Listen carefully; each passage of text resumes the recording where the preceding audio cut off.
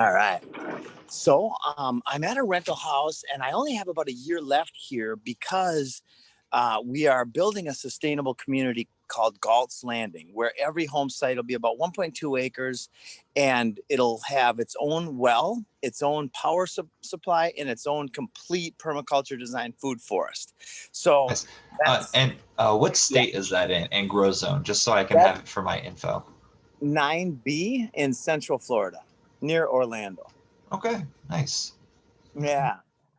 So this is my backyard here at the rental house, and I've got a couple systems, old systems that I used to think were much cooler than I do now.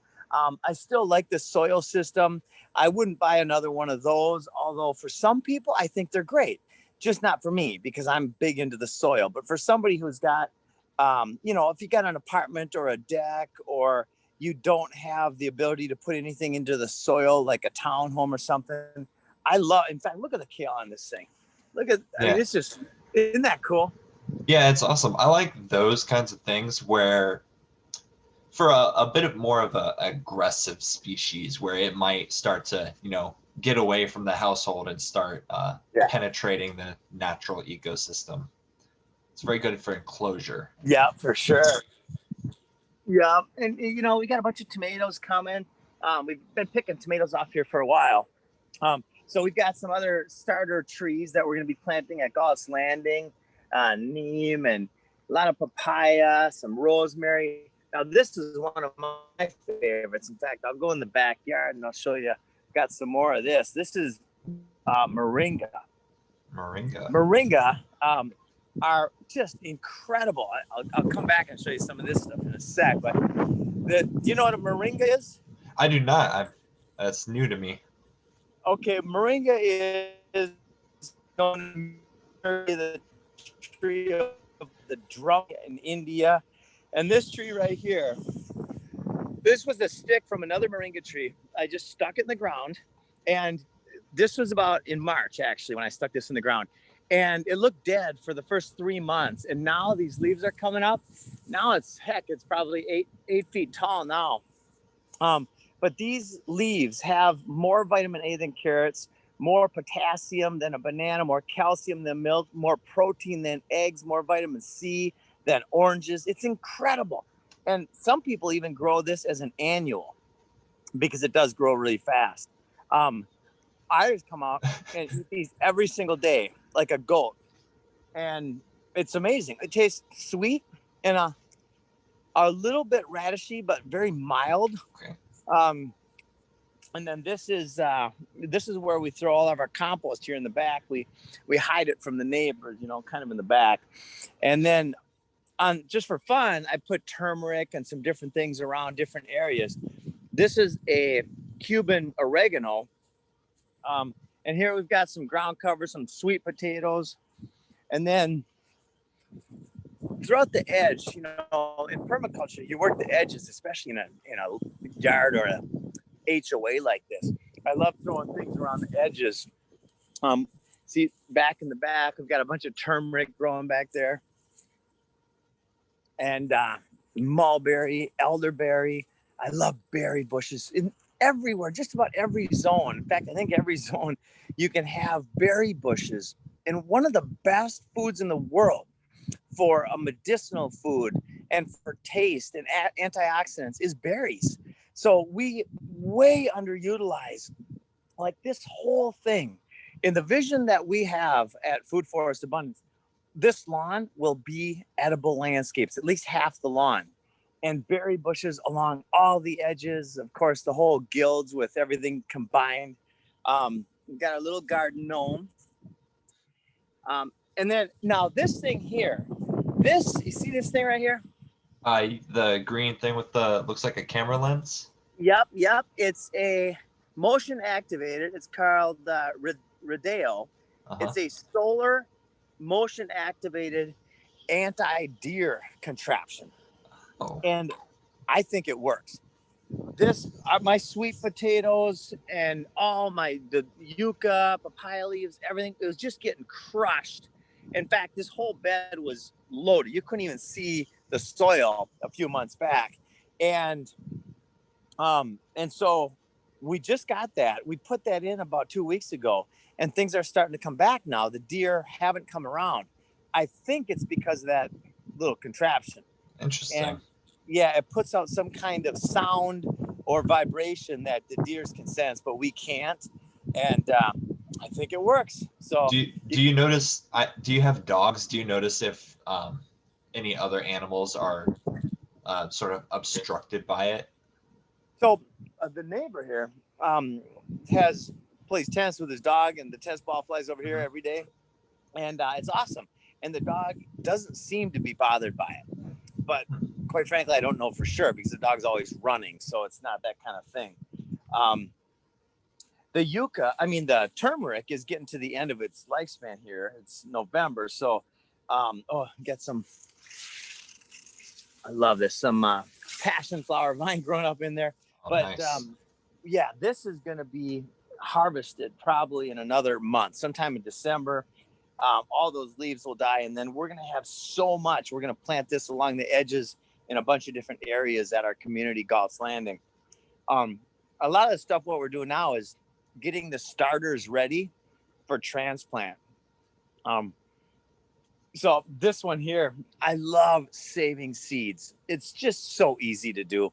When you've got a good cucumber, or a good tomato, or papaya, or avocado, or really lychee, anything, take those seeds. Don't just throw them away. Take them and put them in baggies once they dry out a little bit, and then store them in the cupboard. Right? Those seeds could literally make a life or death difference in the years to come, in the months to come. And it's so easy. It's just worth doing. And they have value. You know, seed banks and a lot of places are actually running short on seeds right now because there are a lot of people buying seeds as a prepper, as prepping, right? You've probably heard of that. Yeah. Oh, yeah. In fact, do you talk at all or know really much what's going on with the food supply chains? I know some. There is sort of issues with maintaining the supply chain, which is part in why I am dedicated to creating planters so that, everyone can do that prepping. And I have been kind of caught stealing seeds from other people's yards. Like I'll see a dead flower of theirs. Like, oh, hey, I know what that is. I'd like some of that. Yeah. And then my wife will be like, you're not supposed to take their stuff. I'm like, it's hanging over the sidewalk. It's mine. Exactly. Oh, exactly. Seeds, you know that they were just going to go into the dirt and be gone anyway. Yeah. This right here is a nitrogen fixer. And I don't know the scientific name for most stuff. I really try to keep it simple because my goal is to inspire with simplicity. And what I've learned about the permaculture movement in general is a lot of these guys are geniuses. They're geeks when it comes to knowing every last detail about the science of permaculture. And I love those people. Have to be here for us to store this knowledge, right, in our society. But 99% of people aren't going to do that. Right. It's like when somebody talks to me about computers, I really don't even want to hear it. But we do need computers. You're holding one right now. It's how we're able to have this. Yes, because it's simple. We do. We need it. And somebody needed to get it to this point, not me. It's not my thing. So my thing is talking to people in terms that a first grader can understand, like fruit trees and berry bushes. And so like this is a nitrogen fixer, which just means it puts very good stuff into the dirt. Right. So what I've been doing is just taking all these seeds and spreading them out in different places because these propagate really well. And heck, we're going to have thousands of these nitrogen fixers, which are perennials. They come back. This is what heals the soil. So in a guild, in a proper system, you really want to have the different plants that support each other, that mimic a natural system. That's the number one most critical thing in sustainability, is copying what nature and what God created for us. And then enhancing that by putting the things in that we personally desire. Like my yards are going to be more heavily packed full of berry bushes and the fruits that I like, but other people might want other fruits and different kinds of ground cover. So it really depends on what the client wants, right? And what Yeah, I'm real big on apple trees personally. There you go. Yep. Yeah. Awesome. What zone are you in? I want to say I'm in Oregon, sort of Central Oregon. I don't know it exactly because I'm a fool, but let's do a real quick check. Oh, yeah, good to I learn. think 7A is what it is, but I'm Okay.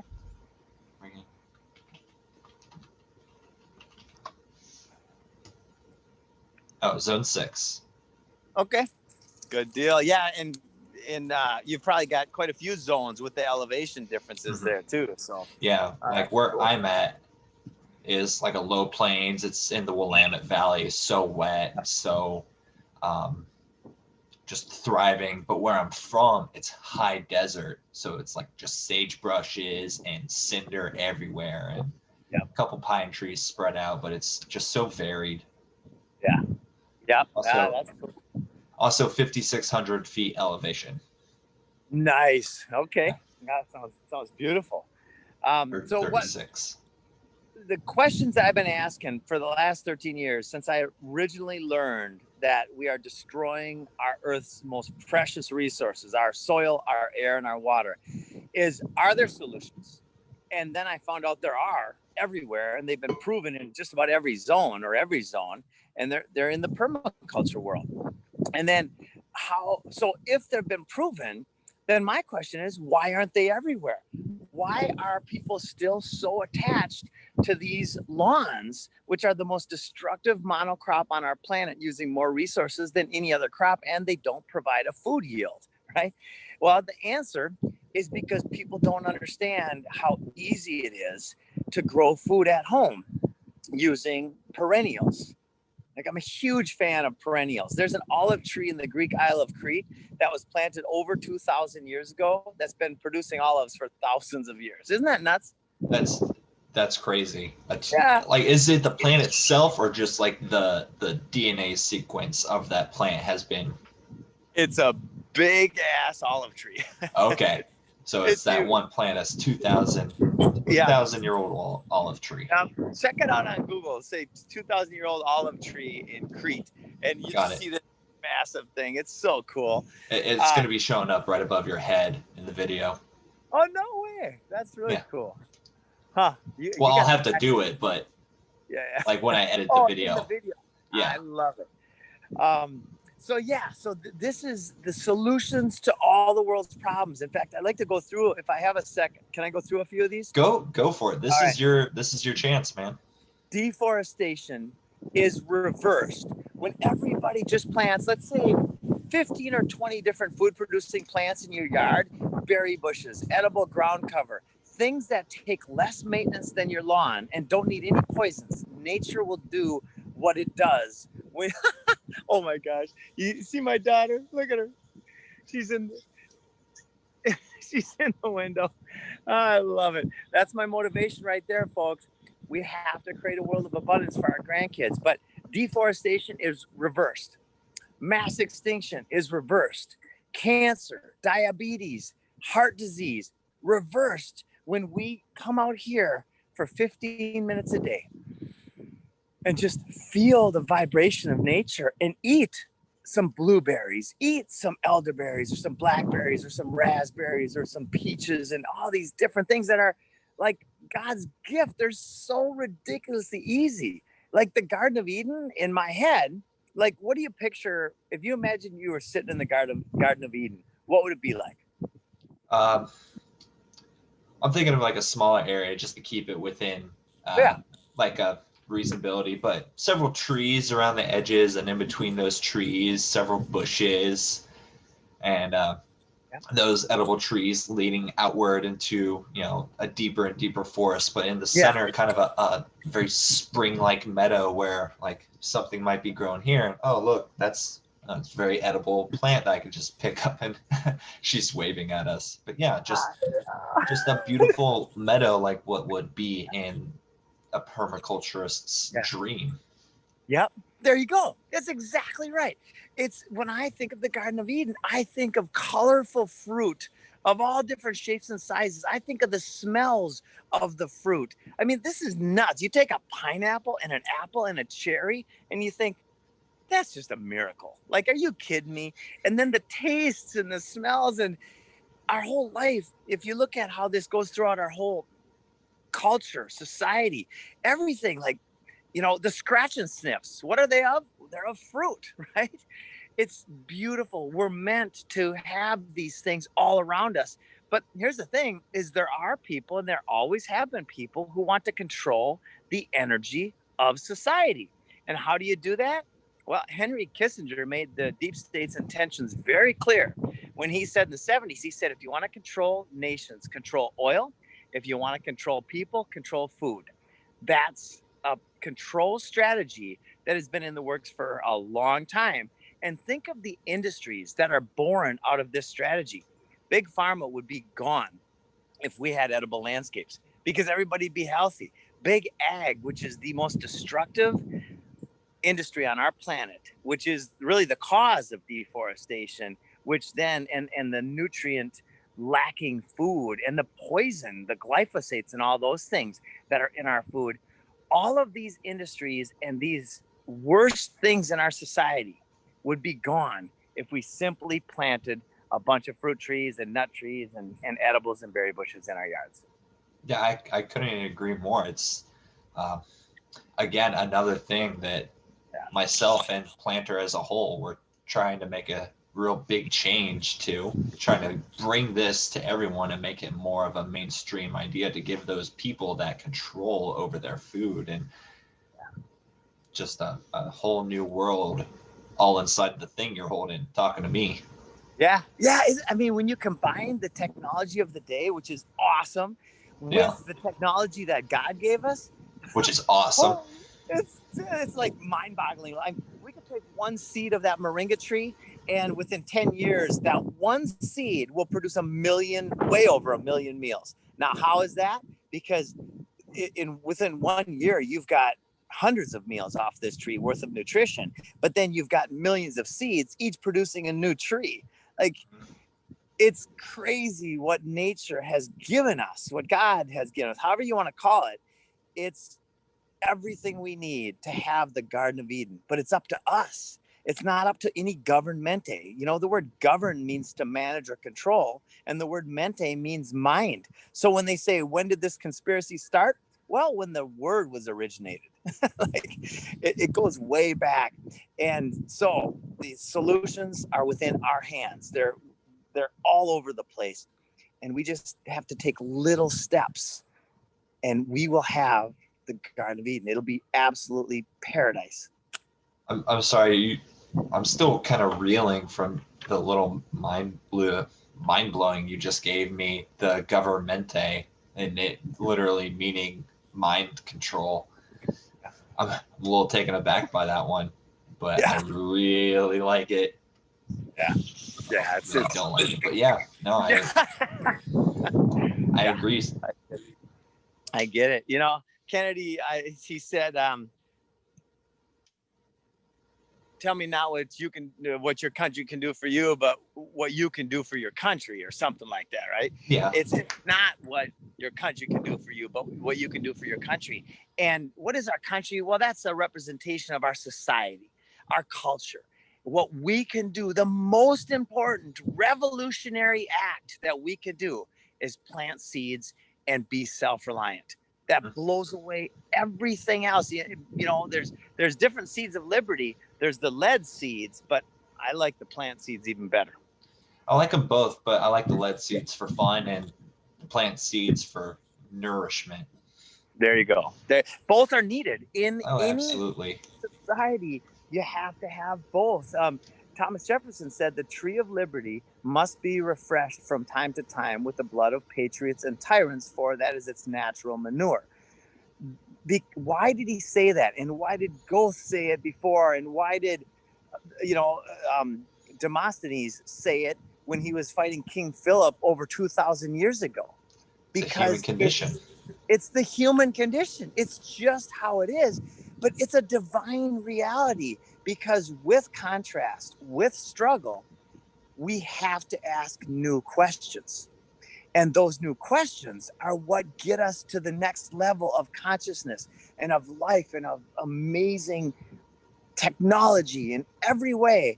This struggle is just part of the divine nature of things.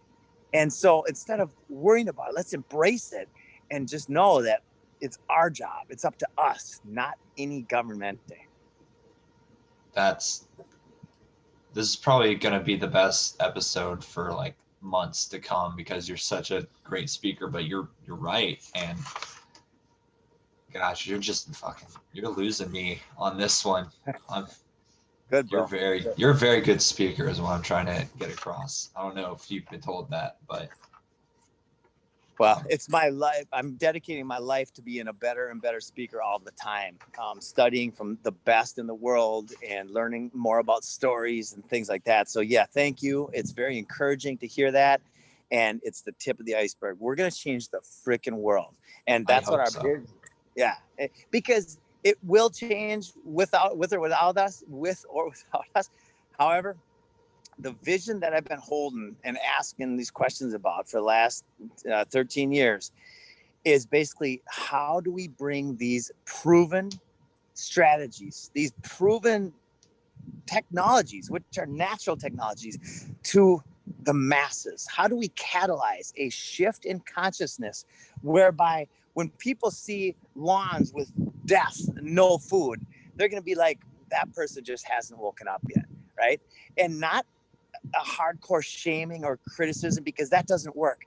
We have to start with rapport. We have to start with, look at what this is doing for me and my family, and creating a business model around that encourages and inspires and empowers people. That's how we change the world, not by force and violence. And there's so many wicked people out there that they think that force and violence is the answer. And it's not. You cannot. Well, I think it was Abraham Lincoln who said, a person convinced against his will is of the same opinion still, but stronger. I see what you mean. I think our answer to getting this to people is people have a very big fear of missing out. So much so that they've even made the meme of it, of FOMO. I think if we can really show people that they are missing out on so much just by not doing this, that if you show them that they can do this in a cheap and easy and very maneuverable way, that they will begin to adopt it. They will hate living life without it. It will become a crutch, not so much a crutch for them, but a new set of arms to accomplish tasks they were never able to do before. Yeah. Yes. There's all sorts of different motivations. And my goal, our company's goal, Food Forest Abundance, is to touch all of those motivations. For some people, it'll be my parents and my grandparents had cancer, right? For some, it'll be diabetes. For some, it'll be fear of enslavement by tyrannical powers around the world. So we can literally speak to every one of those fears and also speak to the joy of the other side of it, the feeling of self-empowerment and of health and of vitality. You know, for some people, they don't have a good sex life. Okay, guess what? Plants help with that, right? Some do, yeah. Yeah, massively. So in every way, plants, every problem in the world can be solved in a garden to some degree. And I'm talking about the big problems. No, yeah, I agree wholeheartedly. Good stuff, man. Oh, man. I do have a couple more questions, just like some fun things for the video. What is some things that you have had the worst time trying to grow in your garden? Like you try and it just will not come up. You know, it's funny. Living in Costa Rica and here, I had a bit of a time with carrots. Really? Yeah, right here. And I haven't figured out what in this soil is wrong with that. But every time I do carrots, they go bonkers. What else? The other stuff is really related to answers. I know why. You know, the deer were a major problem, and some mold and some heat for the tomatoes and cucumbers. But the one I haven't figured out yet is the carrots. That's an interesting one. What unexpectedly took off for you? Like what you just planted a seed and it's everywhere. Yeah. So that's okay. So papaya just went nuts. And turmeric. I didn't Mhm. know the turmeric crop would be. I mean, I got way too much in there for that little 4x4 bed, 16 square feet. I probably got, I don't know, 50 pounds of turmeric down there. Um, the other thing is, I mean, the main thing, moringa takes off great. And then I always just throw my seeds. I put them in the compost, and a lot of times something will come up that I was completely not expecting, and that's always a neat treat. Nice. And I know you're very into permaculture, so there's probably very few plants that bug you, but what's something that has been bugging you, like as a plant, that's like just a weed that you're like, I don't like this being here, or Right. Gosh, let me think here. I when I first started, I hated this grass around here. Now I realize you pull it out a couple times and you get the weeds out, or the roots out. Like in permaculture, every plant, there's no weeds, right? In fact, I yeah, just used the term weed in a video I did earlier. Um, but everything's a pioneering plant and has a lot of value. But some of this grass is just ridiculous.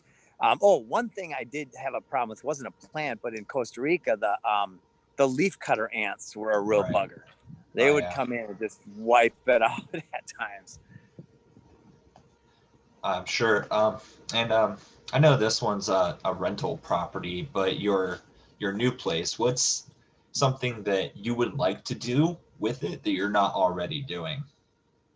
Oh, that's a good question. Well, okay, so it's all in process right now. The first house is starting Mhm. next week, so we're not already doing a lot of it. But what I am excited as heck about is combining a duck pond and a fish pond with a zola, and then having that with a water catchment from the roof, feeding it, and then having the excess water and the overflow going into swales that are like branch out like on different contour lines and feed all of the different plants, all of the different fruit trees and banana circles and all that stuff. So Right. I'm really excited just to see all the elements combined and feeding into each other. Oh, that's awesome. Ducks are a personal favorite pasture pet of mine. They're just so calm and cool all the time. I love them. Um, last one. If you could do a permaculture setup, garden, food forest, whatever you want to call it, for anyone in the world, past, present, um, alive or dead, family or friend or celebrity, who would you do it for? I already know this one very clearly. Dell Big Tree. Do you know Dell? Dell, no, I do Big not. Tree. Matry? Big Tree, Bigtree. Uh-huh. Which, you know what? That's so funny. I never actually put his last name into my computer. Holy shit, that's funny. His name is Del Bigtree. He's the guy who wrote and produced the movie Vaxxed, Okay. and he has another show called Highwire. I had an opportunity to hang out with him last weekend. He is the catalyst for our understanding of the poisons of vaccines. He is Really? one of the primary catalysts in the whole movement. When he started, maybe 20 or 30% of people thought vaccines might not be the greatest thing in the world. In other words, they would question the efficacy of vaccines. Hmm. Now, largely because of him, I think it's 70% of people question the efficacy of vaccines. And I spoke to him just last week. We had a few great conversations, and he's interested in having us do a food forest. And then our goal, my vision, is that he produces a movie around the values and the benefits of this process, because that'll change. I think it could change the world. Wow. I agree. I think it really could, and I am gonna have to watch Vax now because I have not seen that before. Yeah, the high wire is his new thing. He's been The deplatformed on highlighter. several platforms. Yeah, Okay. Vax is phenomenal. The facts in there, like him and Robert Kennedy Jr. talk facts, like they have all the science, and there's nobody that will debate them. Nobody, because they will crush them. Really Yep. interesting. Yep. Okay. Well, I think that kind of concludes our guided tour. Unless there's anything or one last thing you want to show to the audience or Well, myself. I just want to say thank you for what you're doing. It's so important to the world. And if anybody wants to get a hold of me, Food Forest Abundance, we're starting to get out there on social media. And, our message is a little bit controversial because I don't hold back. I know what's happening. I've been studying it for 13 years. And this is war. And as Sun Tzu said, the first rule of war is to know your enemy. And also, all war is deception. But the solutions are what I like to focus on, and they're embarrassingly simple. In fact, Bill Mollison said, though the problems of our world are increasingly complex, the solutions remain embarrassingly simple. We have to take responsibility at an individual level, at a family level. And that's how we change and create an incredible world. So thank you for everything you're doing. Thank you. Thank you for this amazing tour of your backyard and your food forest garden. Awesome. More to come, buddy.